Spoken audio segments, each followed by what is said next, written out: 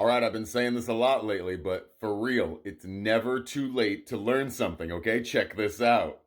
This right here is the gun to my paint sprayer, right? There's the little trigger and everything. It's missing the little tip here, but this is the gun. Inside of the threaded handle, had no idea this existed, is voila, this wonderfully clean, as you can tell, filter. I had no idea this was even hiding inside of this handle. No clue it was in there. Totally makes sense that it is in there, and I'm glad it's in there, but I didn't know it was before I sprayed about, I don't know, 25 gallons of paint through this thing or so.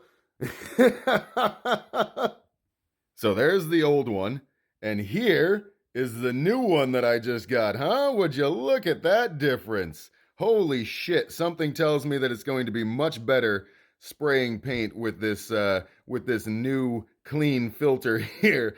And in the future, I'm totally going to be taking this thing apart and cleaning this out and probably putting some paint thinner on this thing and trying to reuse it as much as I can because as cheap as these things are, I am poor. So, like I said, it's never too late to start learning shit. I'm gonna clean this little thing up. I'm gonna put that new filter in it, and I'm gonna get ready to spray some more paint this season.